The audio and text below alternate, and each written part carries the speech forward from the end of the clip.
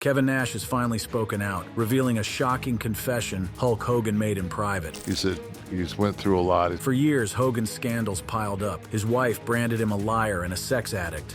A complete liar. He is a sex addict. Even his colleagues refused to forgive him. If you start working with WWE again, would you consider burying the hatchet with Hulk Hogan? No. Now, from racist rants and family betrayals to the dark secrets Hogan hid until the end, Kevin Nash is exposing everything Hogan never wanted the world to know. Let me break it down. The scandals that shattered an empire.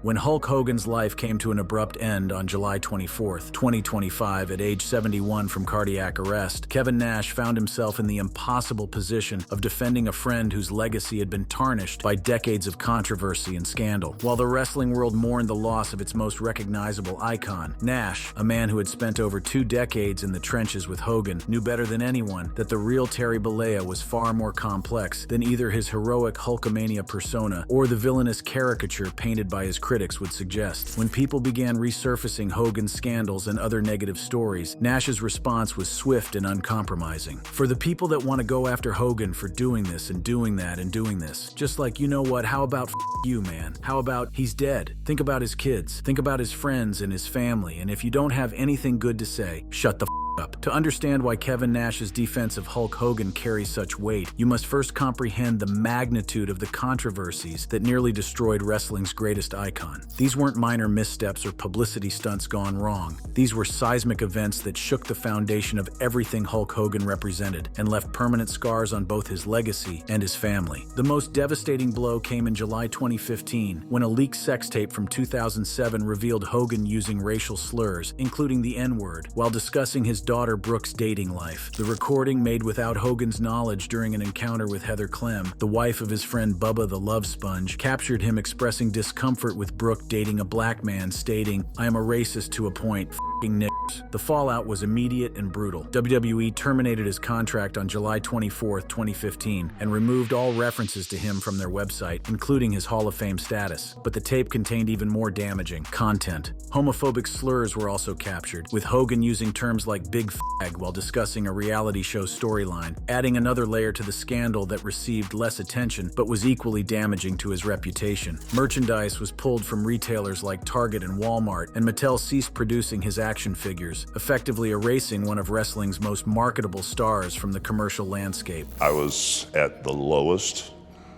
point of my life. My personal life was destroyed. I was very mad at my daughter.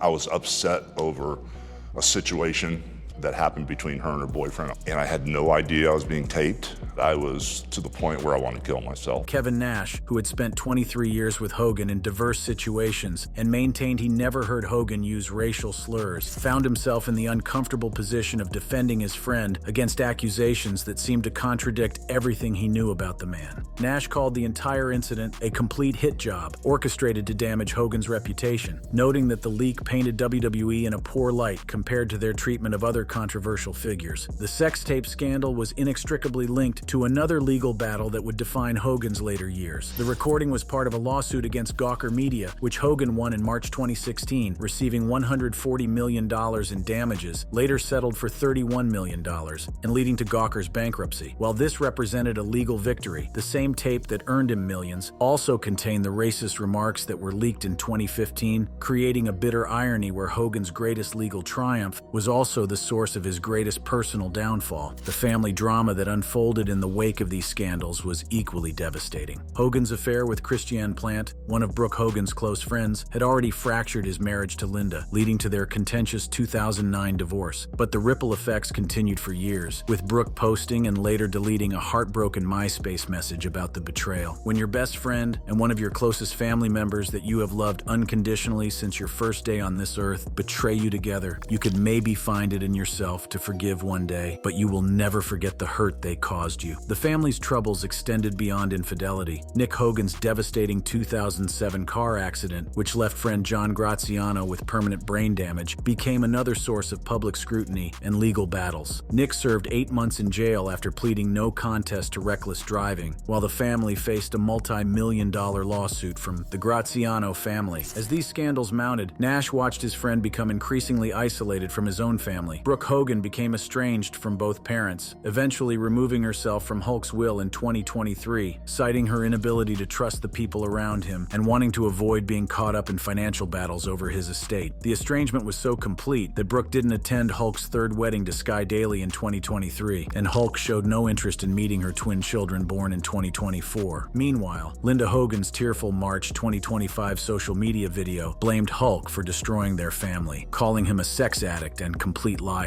A complete liar. He is a sex addict. She also revealed that Brooke hadn't spoken to her in nearly 8 years. It's been 15 or longer years since I got left Hulk Hogan. And my family is in the worst mess. Brooke doesn't talk to us. She's had twins. She got married. She didn't tell us. She had twins. She didn't tell us. She had a huge fight with Terry. I don't know how that reflected onto me, but she cut me out too. I haven't talked to her for 7 years. The public spectacle of this family breakdown served as a constant reminder of how Hogan's personal failures had destroyed the relationships that mattered most. These weren't the only controversies that plagued Hogan throughout his career. In 1994, during Vince McMahon's trial for steroid distribution, Hogan admitted under immunity to using anabolic steroids since 1976, revealing that steroid use was fairly common among wrestlers in the 1980s. There was also the infamous incident with Jesse Ventura, where Hogan reportedly informed Vince McMahon about Ventura's efforts to unionize wrestlers, leading to Ventura's firing and creating a decades-long feud between the two Hall of Famers. Each scandal chipped away at the larger-than-life persona that had made Hogan a global icon, but they also revealed the human frailties beneath the muscle-bound exterior. This was the man Kevin Nash had known for over 2 decades, not the saint some fans imagined, nor the villain his critics portrayed, but a deeply flawed individual who had made serious mistakes while carrying the weight of an entire industry's expectations. When Hogan died on July 24, 2025, these controversies immediately resurfaced, with critics using his death as an opportunity to relitigate past grievances. It was in this moment that Nash felt compelled to speak out, not to defend Hogan's actions, but to remind the world that the man behind the scandals was also someone's father, someone's friend, and someone who had spent his final years trying to make amends for his mistakes. Upon learning of Hulk's death, Nash posted a tribute on X, saying, "I lost another brother. Icon doesn't even touch it. Rest in power, my friend. NWO for life and beyond." Nash had to drive 4 hours through a storm to reach Hulk's funeral. The funeral itself was a gathering of wrestling royalty that spoke to Hogan's lasting impact on the industry. WWE executives including Triple H, Linda McMahon, Stephanie McMahon, and Shane McMahon attended, along with longtime friends like Jimmy Hart, Eric Bischoff, and Caesar. Notably, Hogan's daughter Brooke was not present, highlighting the family estrangement that had plagued Hogan's final years. However, Hogan's estranged daughter Brooke broke her silence with an emotional tribute, describing their bond as spiritual and unbreakable, even through silence, despite having been estranged for nearly 2 years before his death. She defended her absence from WWE's tributes, stating she wasn't invited. The revelation that came after the funeral adds another layer of tragedy to Hogan's story. Nash learned from mutual friend Mel that Hogan's final thoughts about him were spiritually concerned, asking Mel to make sure Nash is saved. He said, I think this is it. He said, I feel like I'm not going to make it. He said, I feel the end coming. And he said, do me a favor. He says, I'm worried about Nash. He said, he's went through a lot. He says, make sure Nash is saved. Nash's emotional response to learning about Hogan's final words reveals the profound impact their friendship had on both men. His defense wasn't just emotional, it was deeply personal. He had spent 23 years with Hogan in diverse situations and maintained he never heard Hogan use racial slurs, contrary to the 2015 scandal that temporarily ended Hogan's WWE career. Nash called the entire incident a setup orchestrated to damage Hogan's reputation, noting that the leak painted WWE in a poor light compared to their treatment of other controversial figures. Yet Hogan's death wasn't just the end of a larger-than-life persona, it was the final consequence of a body that had been pushed past its limits by decades in the ring. The body that wrestling broke. Kevin Nash had a front-row seat to one of the most devastating aspects of Hulk Hogan's life, the systematic destruction of his body through decades of professional wrestling. Nash's unflinching accounts of Hogan's physical deterioration paint a picture of a man who literally sacrificed his body for entertainment, often hiding the extent of his suffering from even his closest friends and family members. The foundation of Hogan's physical problems lay in his signature finishing move, the leg drop. Nash understood better than most how this seemingly simple maneuver was slowly killing killing his friend. I saw x-rays of the metal he had in his back, and it looked like somebody had twisted it and I mean, his back was so f***ed up for so many years, and he dropped that leg a lot of nights, twice a night. And he was a big old motherfucker. Nash's description of Hogan's x-rays reveals the true horror of what wrestling did to his friend's body. The metal in Hogan's back wasn't just surgical hardware. It was twisted and mangled from years of abuse. The leg drop, performed from a height where and executed, And his ass is about top rope height. And he dropped that leg a lot of nights, twice a night. created a perfect storm of spinal destruction. Even Hulk admitted it in a 2019 interview with the Los Angeles Times, Hogan stating, "All the back surgeries I've had are because of that expletive leg drop. Dropping that leg for 35 years did me in." Is there anything in your career that you would go back and change? I know the leg drop doesn't look like a tough move.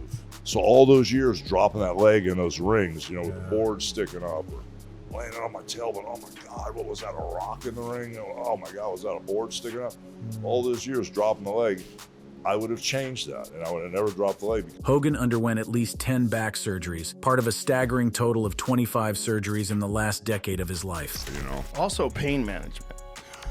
Yeah, that's a whole nother trip, brother, because I've had 25 surgeries in the last 10 years. Nash witnessed firsthand how these repeated operations affected not just Hogan's physical capabilities, but his mental state and personality. The constant pain and the medications required to manage it created a cycle that Nash describes with genuine anguish. The scope of Hogan's physical destruction extended far beyond his back problems. Nash details how Hogan had both knees and both hips replaced, along with multiple shoulder surgeries, eye operations, and abdominal procedures. Each surgery represented another piece of Hogan's body that had been sacrificed to the wrestling business, and Nash observed how these accumulated injuries affected his friend's daily life. Perhaps most heartbreaking for Nash was witnessing Hogan's attempts to hide his physical limitations from the public. Reports indicate that in 2023, Hogan lost feeling in his lower body after his 11th back surgery, requiring the use of a cane to walk. Yet Hogan's public appearances rarely revealed the full extent of his limitations, maintaining the illusion of strength even as his body was failing. Nash's account of Hogan's neck surgery in May 2025 provides crucial insight into the medical complications that likely contributed to his death. The 4-level anterior cervical discectomy and fusion ACDF procedure was described initially as routine, but Nash knew better. His friend's history of surgical complications and poor healing made any procedure potentially dangerous. The aftermath of the neck surgery revealed the true severity of Hogan's condition. Reports indicated that Hogan suffered trachea damage and was unable to speak following the procedure, despite public denials from his representatives. Nash's insider knowledge of Hogan's condition painted a much grimmer picture than what was being presented to the media. Nash's understanding of Hogan's pain management struggles adds another tragic dimension to the story. Hogan had openly discussed his battles with prescription painkiller addiction, describing it as entering a vicious cycle where doctors continued prescribing medications long after they were medically necessary. Nash witnessed how this dependency affected Hogan's personality and decision-making capabilities. Hogan's most dangerous encounter with prescription drugs came when doctors prescribed fentanyl, leading to violent reactions and near-death experiences. Remember one night, my body just completely torqued,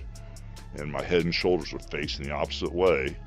And it took a bunch of EMTs to get me out of the house, and when I came back, I said, that's it, I'm done. Nash understood that Hogan's survival of this ordeal was nothing short of miraculous. The financial pressures that kept Hogan working despite his deteriorating health particularly troubled Nash. Reports that Hogan's management team was running him into the ground, with promotional appearances concerned those who cared about his well-being. Nash saw his friend being exploited by those around him who were more interested in profit than in Hogan's health and happiness. Nash's observations about Hogan's final public appearances reveal a man struggling to maintain his larger-than-life persona while dealing with severe physical limitations. Hogan's appearance on WWE Monday Night Raw's Netflix debut in January 2025 was met with boos from the crowd, but Nash knew the real story was Hogan's courage in appearing at all given his condition. The revelation about Hogan's cardiac issues in his final months adds another layer to Nash's understanding of his friend's suffering. While Hogan's representatives denied heart problems, other sources reported he had undergone pretty serious heart surgery weeks before his death. death. Nash's insider perspective suggests the truth was far more serious than publicly acknowledged. The connection between Hogan's steroid use and his later health problems wasn't lost on Nash. Research shows that long-term anabolic steroid use is associated with serious cardiovascular complications, and Hogan had admitted to using steroids for approximately 14 years during his career. Nash understood that his friend's heart problems were likely the delayed consequence of decisions made decades earlier. Nash's account of Hogan's final weeks reveals a man whose body had simply reached its limit. The combination of surgical complications, cardiac issues, chronic pain, and decades of accumulated damage created a perfect storm that even Hogan's legendary toughness couldn't overcome. The cardiac arrest that claimed Hogan's life on July 24, 2025, was the final chapter in a story of physical destruction that Nash had been watching unfold for nearly 3 decades. Throughout all of these health struggles, Nash maintained that Hogan's greatest tragedy wasn't the physical pain he endured, but his inability to stop performing when his body was screaming for rest. The same drive that made Hogan a wrestling legend ultimately contributed to his physical destruction, and Nash witnessed this impossible contradiction up close for years. But while Hogan's body was breaking down behind the curtain, his influence in front of it was rewriting the entire business, ushering in an era that would forever change wrestling's landscape.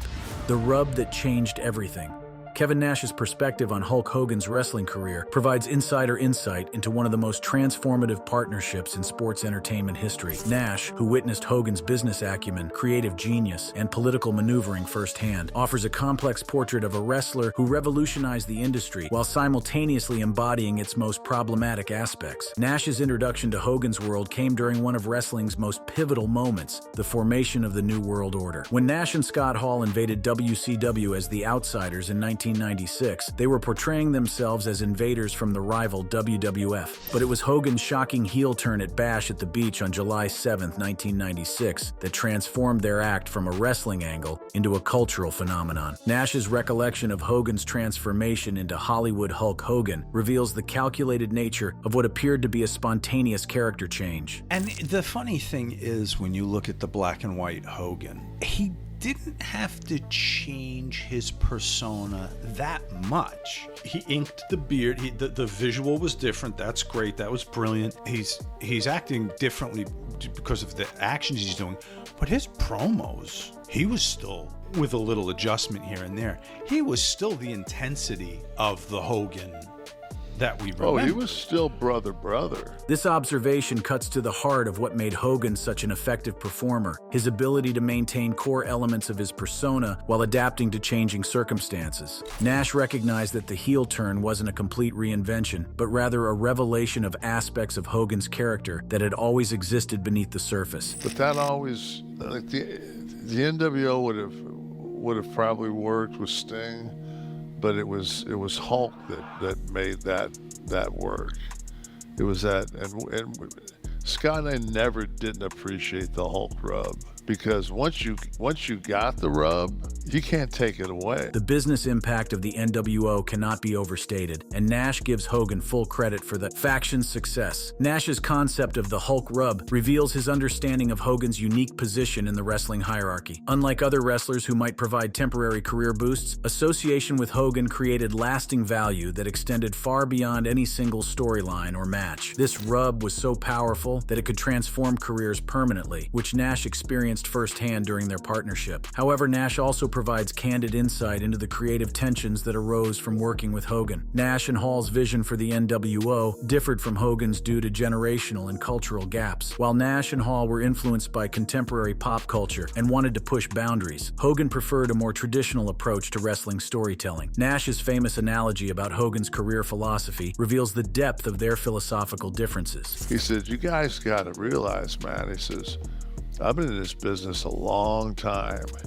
And he said, for a lot of those years, he said, people got in a long line and just sat to get underneath the Hogan tree and hope one of those golden apples fell in their hand. This metaphor encapsulates the fundamental difference in their approaches to the wrestling business. Hogan saw himself as the established star whose job was to elevate others selectively, while Nash and Hall represented a new generation that refused to wait for permission to succeed. The tension between these philosophies created some of the most compelling television in wrestling history, but also led to behind-the-scenes conflicts that Nash doesn't shy away from discussing. The notorious backstage altercation on August 5, 1998, during a WCW Thunder taping in Casper, Wyoming, represents the boiling point of these tensions. Nash's account reveals that what appeared to be professional wrestling drama was actually rooted in genuine creative and personal disagreements about the direction of their storylines and the wrestling business as a whole. Nash's perspective on Hogan's use of creative control clauses provides insight into one of wrestling's most controversial practices. Hogan's contract included provisions that allowed him to veto storylines and match outcomes, giving him unprecedented power over WCW's creative direction. While Nash understood the business reasons for Hogan's protectiveness, he also witnessed how this power could stifle younger talent and prevent fresh storylines. The infamous Finger Poke of Doom incident on January 4, 1999, remains one of the most divisive moments in wrestling history, and Nash's role in it has been scrutinized for decades. When Hogan defeated Nash for the WCW World Heavyweight Championship with a simple finger poke to the chest, the audience's fury was immediate and lasting. Nash has consistently defended the angle as an attempt to reunite the NWO against Goldberg, but he also acknowledges its role in WCW's eventual downfall. Nash's account of Hogan's political acumen within the wrestling business reveals a more complex picture than the simple narrative of a selfish veteran holding back younger talent. While Hogan certainly protected his position, Nash also witnessed moments of genuine generosity and mentorship. Nash credits Hogan with elevating his own career and acknowledges that working with Hogan provided opportunities that would have been impossible otherwise. The revelation about Hogan's remarkable WCW contract negotiations provides insight into his business savvy. Nash witnessed firsthand how Hogan leveraged his star power into unprecedented financial deals, including guarantees, pay-per-view percentages, merchandise splits, and even a monthly fee just for wearing NWO colors. These negotiations set new standards for wrestler compensation and demonstrated Hogan's understanding of his own value. Nash's observations about Hogan's relationship with different generations of wrestlers reveal his friend's evolution over time. While Hogan could be protective of his position with peers, Nash noted his genuine warmth toward younger wrestlers and his willingness to work with fresh talent when the business benefits were clear. The complexity of Hogan's character becomes most apparent in Nash's accounts of their work together during WCW's decline. As the company struggled with creative direction and financial problems, Nash witnessed Hogan's attempts to maintain relevance while dealing with an increasingly chaotic backstage environment. The pressure to deliver ratings and maintain his character's mystique took a visible toll that Nash observed up close. Nash's perspective on Hogan's later WWE returns provides insight into how their relationship evolved beyond their active careers. When they were inducted into the WWE Hall of Fame as part of the NWO in 2020, Nash saw it as validation of their collective impact on the industry. The ceremony represented not just recognition of their individual achievements, but acknowledgement of how their partnership had changed wrestling permanently. Throughout his accounts of their professional relationship, Nash maintains that Hogan's greatest strength was his understanding of wrestling as both art and business. While critics often accused Hogan of being overly political or self-serving, Nash witnessed a performer who understood that successful wrestling required balancing creative vision with commercial reality. This understanding allowed Hogan to remain relevant across multiple decades and different wrestling landscapes. Nash's final assessment of Hogan's wrestling legacy acknowledges both his achievements